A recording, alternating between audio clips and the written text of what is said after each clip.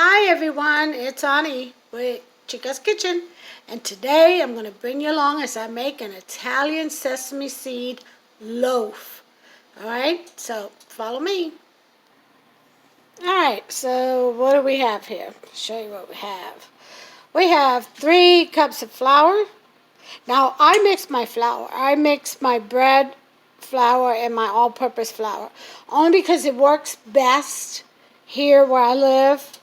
Flour is temperamental and it is very reactive to the climate. Humidity, you probably need more flour than what the recipe calls for, as opposed to a drier area.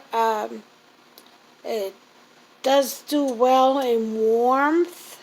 So usually when you go to bake, you want to go ahead and start heating up your oven. Get that kitchen nice and warm in there.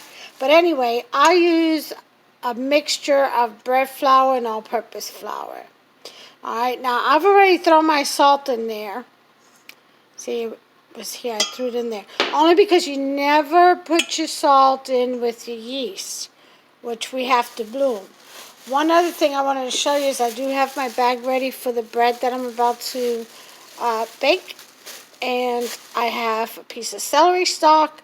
And as you all know, if you follow me on Facebook, on the Chica's Kitchen, you know that a piece of celery stalk is great to put in the bag when you make your bread, with your bread, because it'll absorb all the stuff that will otherwise make your bread mold so quicker. Remember, homemade bread does not contain preservatives, so it spoils faster. Plus that yeast, it's alive, you know, so it would spoil faster. So if you put one of these in with your bread, whenever you make breads, if you put celery stalk in there, guarantee you it's going to stay fresh longer, okay? Mine usually 2 weeks and that's it. After 7 days, I change the celery stalk. And as green as it is now, it usually turns like almost a palish yellow because it absorbs all the gook. And that will otherwise be absorbed by your bread. So then you take it out and you put in a new one. And it'll last another 7 days, you know, unless you eat all the bread first. Alright, in my household there's only 2 of us, so sometimes they tend to go stale. Anyway, so I put the salt in there, and what I'm going to do is go ahead and stir it up. Now you never want to put your salt in with your yeast. Salt will kill the yeast. But salt is important in controlling the yeast as it bakes. I mean, you don't want to open your oven and find you just baked a parachute in there, you know? Anyway, so moving on, we have the 1/4 cup of sesame seed. I just say it's a sesame seed Italian loaf. And because it is a loaf, I have my Pullman pan here, and I have a piece of wax paper only because the sesame seeds can be messy when you're transferring the bread out, in and out of the pan. So this kind of helps contain the mess, the seeds. Alright, and then here I have 3 tablespoons of EVOO, which is extra virgin olive oil. You can use regular olive oil. I prefer extra virgin. But, you know, to each his own. And I use 3 tablespoons as opposed to 2, which most recipes call for because I find that it gives the bread or the dough, it makes the dough more pliable, softer, and you get a great crumb out of it. Alright, so moving on over here, we have 2 1/4 teaspoon of yeast, yeasty beasties.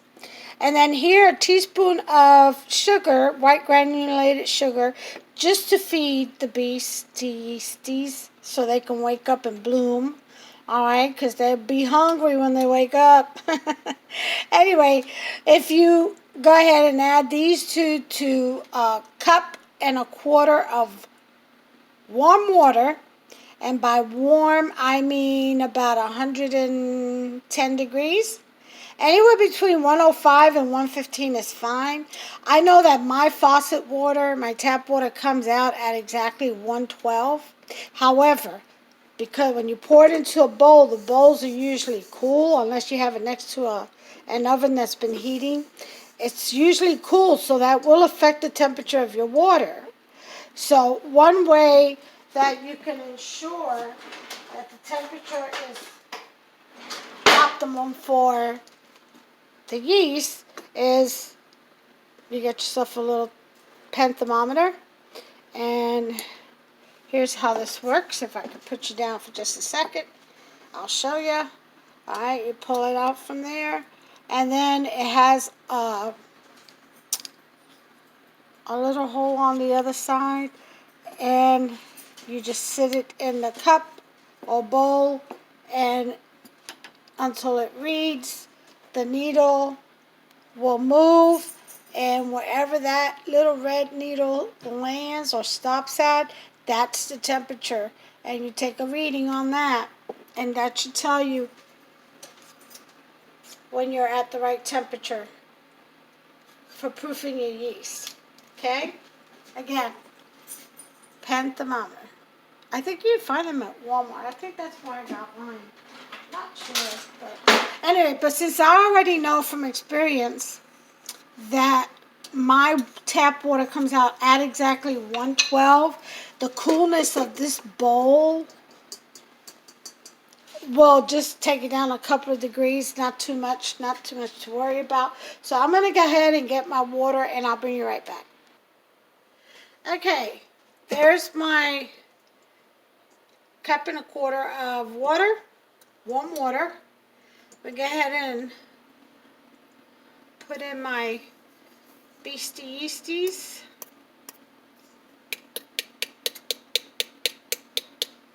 Alright. Give them some food, a little bit of sugar. Put in that teaspoon of sugar. Then I'm going to take the whisk.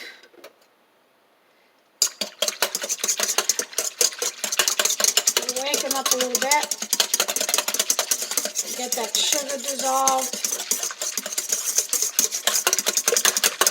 This is what you call get them out of bed.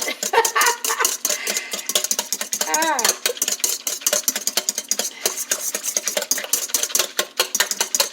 Alright, so then once it's nice and mixed, you go ahead and just leave it for about 15 minutes. So, I'm going to come over here, and I'm going to set my timer, 15 minutes. Alright, and I'll bring you back, and we'll take a look and see what these guys are doing. Because if your yeast, if you don't get a good foam build up in here, then that means your yeast is not active, and it's no good. You have to throw it out, and you have to get some fresh and start over, okay? So we're going to, this is called proofing. You got to proof it, test it to make sure that they're alive. It is a live organism after all. It's a bacteria, so it does have to be woke if you want some good bread. All right? I'll bring you back. Okay. Timer is gone off, so I'll turn that off. And this is what we have, guys. See that foam? That means that the yeasty beasties are alive and well. So we may proceed with the recipe. And put you back up here. Alright.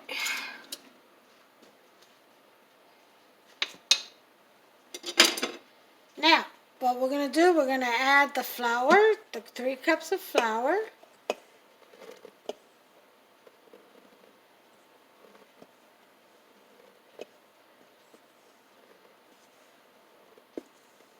And throw that in there.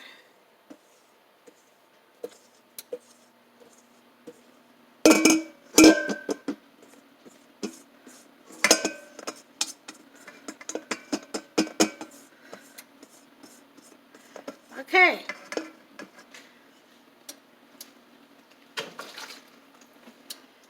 Once we add that, I'm not going to need this anymore. Put that in the sink. I go ahead and add my oil. is 3 tablespoons of extra virgin olive oil, EVOO. Okay.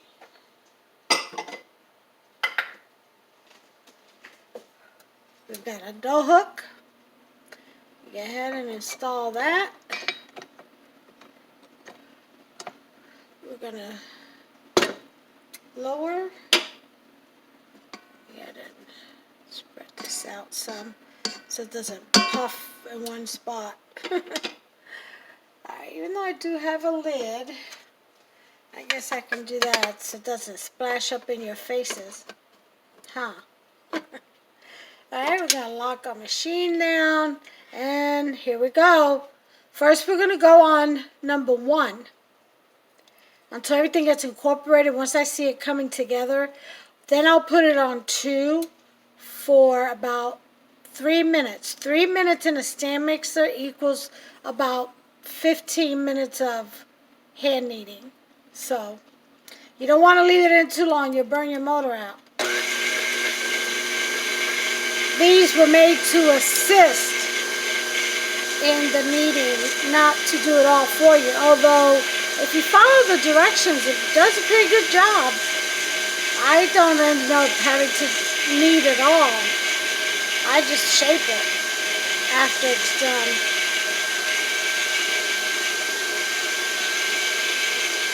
And it looks like it's coming together nicely, forming a dough ball. It's picking up and coming away from the walls. Can you see that? Let me see if I get to a better angle. Let me take the lid off. See that? It's picking up the dough. That's what you want to see. It's trying to clean up the sides of the bowl. So I'm going to go ahead and knead this for 3 minutes, and I'll meet you right back here. I'm going to put it on number 2.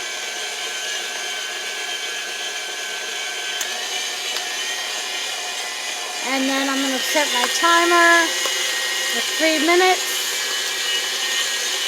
And I'll meet you right back here. As you can see, the bowl is pretty much clean, and it's formed a dough ball, and right now it's kneading it. That's what you want to see. You want to see all the flour incorporated into the dough ball. And it'll clean the edges of your bowl out real well so that you can actually proof your dough in the same bowl you knead it in. So I just wanted to show you that. That's what you need to look for when you knead it. Now, if you see any dough on the bottom still sticking to the bottom of the bowl, or like stretchy dough, then you want to add flour. That means you don't have enough flour, your dough is too wet. And that happens according to the weather. It's nothing you did wrong, you know. Just, like I said, you add a tablespoon of flour at a time until you see it pulling away from the bottom and the sides of the bowl. Alright, I'll bring you back once the timer goes off. Okay, timer's gone off. Let's take a look at our dough. Turn this off. And, oh yeah, look at that. Isn't that beautiful? That's what we want to see. Oh yeah. So it is at this time that we shall remove the dough from the dough hook. I'll take the dough hook out and put that in the sink to soak.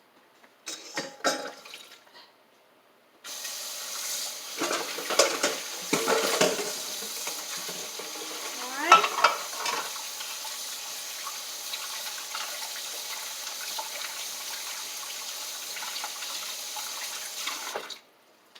Alright.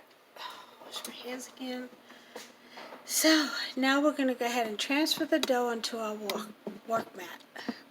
So, I'm going to adjust you guys. Be patient with me. Okay, we'll remove that from there. We'll go ahead and push this back. Oh.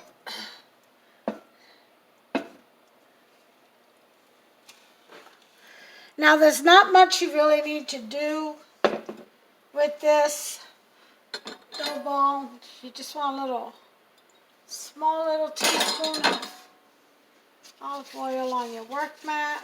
You don't want to use any additional flour.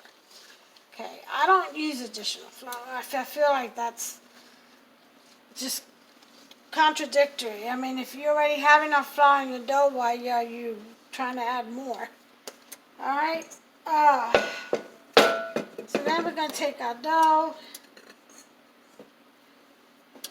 You see that bowl? We're going to go ahead and grease that too, because we're going to put this bad boy back. Let me get a piece of paper towel.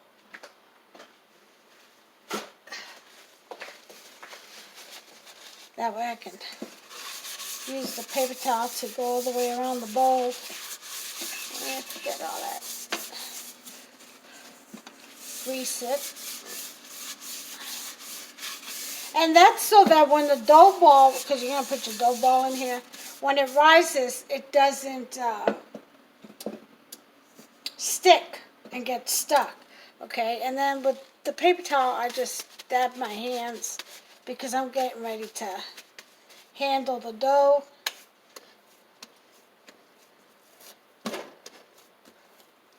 And what you want to do is just hit it a couple. Look how nice and soft that is. You see that? Oh, it's beautiful, this dough. It really is. And then you just want to form it into a ball. Just like so. Smack it around a little bit.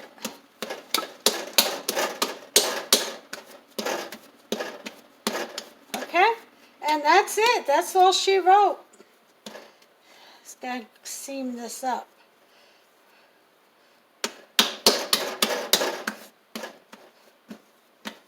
Alright. So you got your dough ball. You want to go ahead and put it in your bowl. Swirl it around this so you can get it a little greasy so it doesn't dry up on you.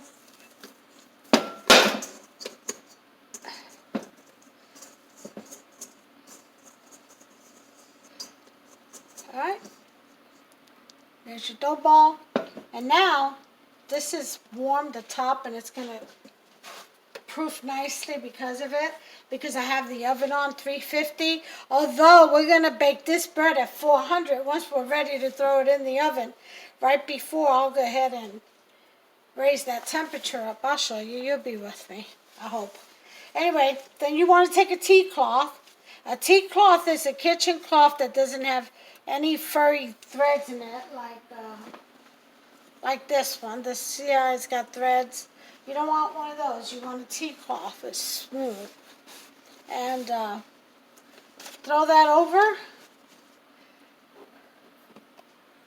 Cover it up. Set your timer for 1 hour. That's how long it needs to sit there and proof. And it's set. I'll bring you back in 1 hour. Alright, guys, I hear the timer is off. Let's take a look at what we have here. Bring it closer to you. Let's take a look at it together. Oh, look how pretty that is. Isn't that beautiful? This smooth bottom. Alright, now we have to release the gases, the carbon dioxide from the yeast. Just punch it once and it'll deflate. See that? Alright, and now you've got this greased here. So you just want to dump it right in there. Some water in this stand mixer bowl. Alright, and then we're just going to pat down. See that? Just pat it down.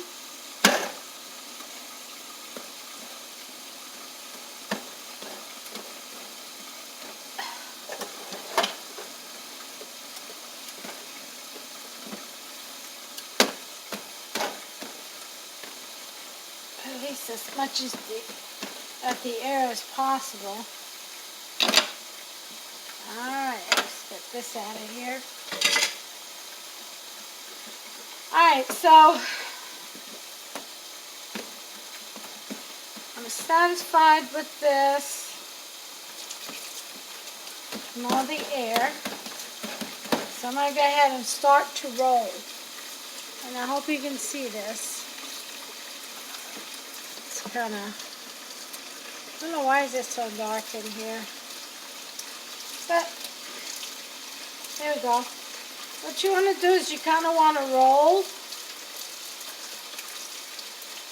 Pinch and roll, because you want it to roll into itself till it sticks, you know?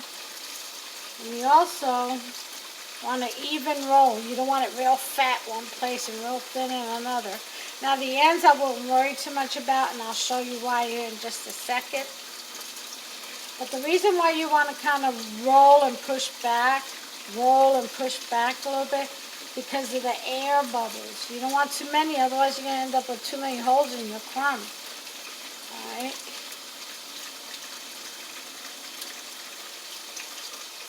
Go ahead and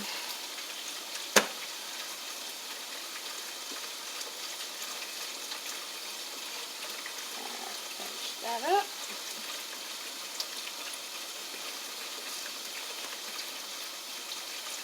Alright, so once you get to the end, what you're going to do is just pinch the seam. You're going to take the end, poke your finger in it, push it in. I really want to give my finger back, pull the bottom lip up. Pinch there. Then work your way over to the other side. Doing this. It's kind of like you're tickling the bread. Alright. And you do the other end. Bring up the lip. And pinch, pinch, pinch, pinch. Shape, shape, shape, shape. Oh, beautiful. Bring your pan in. Dump it in there, just like so.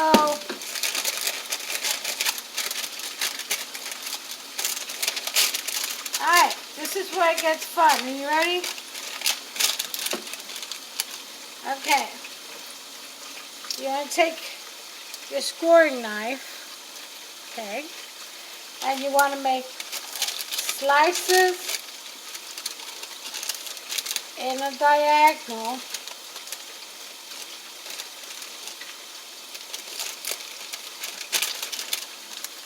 across like so. Alright. Guess I need a new blade. This is getting kind of dull. Alright, anyway, serves its purpose.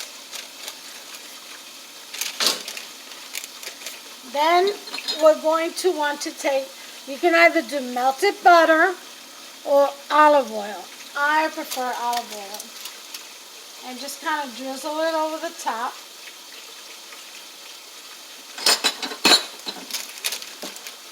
Like so. And then you take your sesame seeds. And this is why you have the parchment paper. And you just pour generously on there. The whole thing. See? And there it is. And now, we're going to go ahead and cover it up again with our tea cloth. Set the timer for 13 minutes, 30 to 45 minutes depending on how warm your kitchen is. And I started the timer. And I'll bring you back as soon as the 30 minutes are up, and we'll see what the rice looks like on the already shaped Sesame Italian bread loaf. I'll bring you back. Okay, well, the timer has gone off. Look at the rise on that beauty. You see the sesame? Uh-huh. See how pretty that is?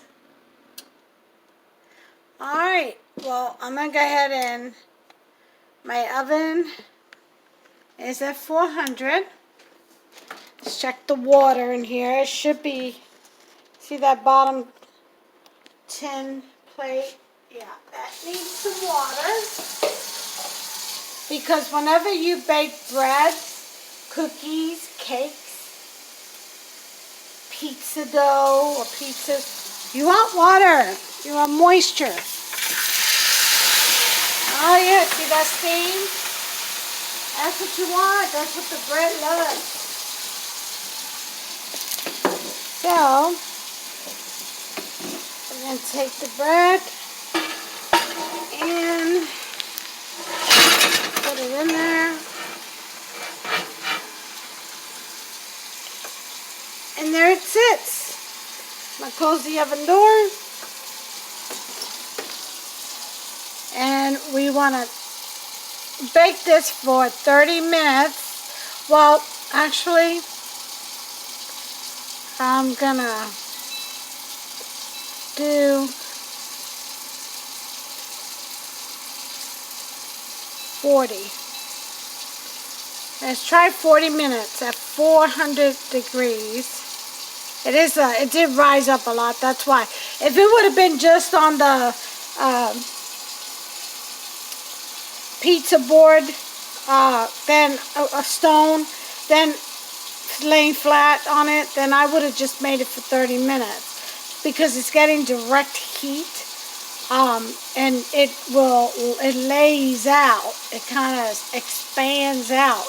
But because it's contained in the Pullman pan, in the bread pan, it's going to rise up. So I'm thinking it's going to need a little bit more time to do that and crisp around the edges and give you a great crumb. So let's go ahead and do 40 minutes. All right, and we'll come back and we'll check on it together and see how that works. Okay, while that is baking in there, we still got about 38 minutes to go. I wanted to show you the bread that I made for Hubster yesterday. Now, this is the same style, except it's a different flavor. This is an Italian bread loaf, meaning it'll slice like sandwich slices. The only difference, this is why I like this dough, because you could really just add so much to it, variations. This is I don't know if you can see it, but it's got little spices in it. It's a basil, oregano, garlic, onion powder loaf. And look at this. Look at that. Oh, so soft. See how it bounces back? And yes, of course, look at that celery stalk. Already turning white. See that? It's got just a little bit of green left. And that just started yesterday. But that's how it is with fresh bread and when you have live yeast.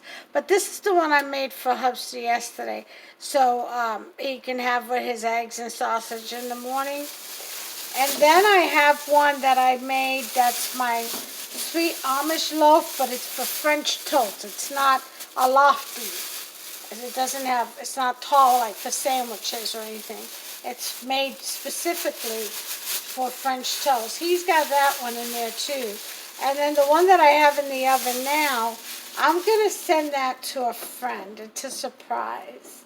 And I'm going to send it to her. Hopefully she'll enjoy it.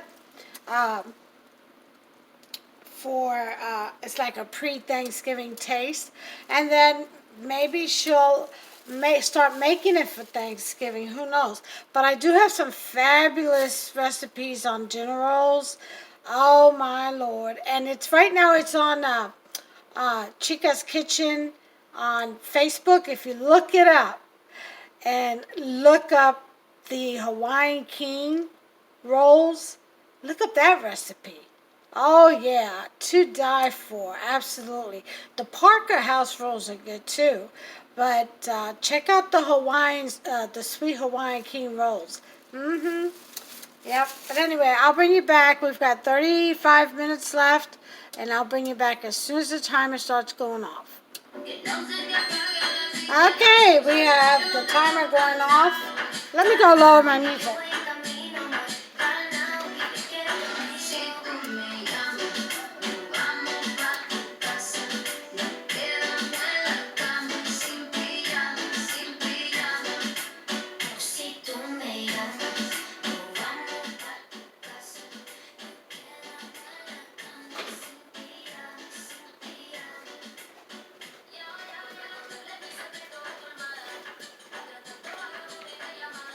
Okay, let's see what we got here. I'm going to go ahead and turn the oven off. And hot holders. I'll get this puppy out that you all see. Absolutely. See what we got here.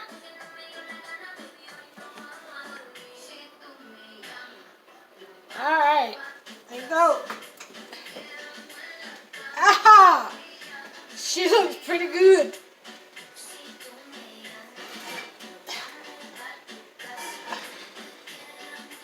Ta-da! Look at that beauty, huh? Now, sesame seeds are just nice and toasted, golden. The thing about this bread is that you should take it out of the bread pan with any bread as soon as possible. You don't want the humidity to collapse your crumb. So, I'm putting on my heat-resistant gloves so that I can mess with this because this pan is hot. And I'm going to see if I can grab. This is another reason why putting the parchment paper in helps. All right.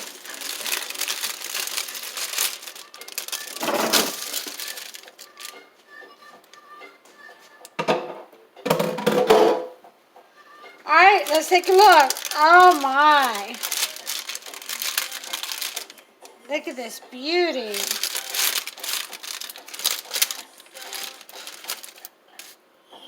Look at that.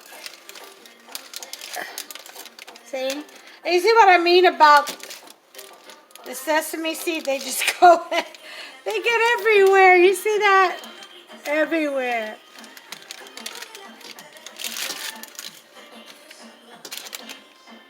Alright, it's moving around a little bit too much for my liking. Oops, I already tore a piece of the parchment paper. Trying to slide it. I just don't want these seeds all over the place. That's why parchment paper, it's a good idea. It really is. Alright, so let me bring you over here to,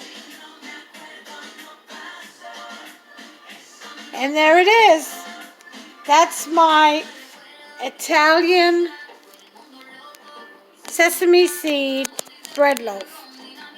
Okay? That's it right there, folks. Okay? It's got good height to it.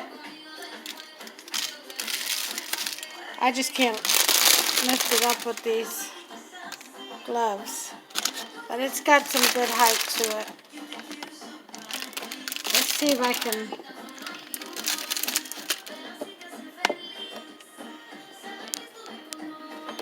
give you an idea. Alright.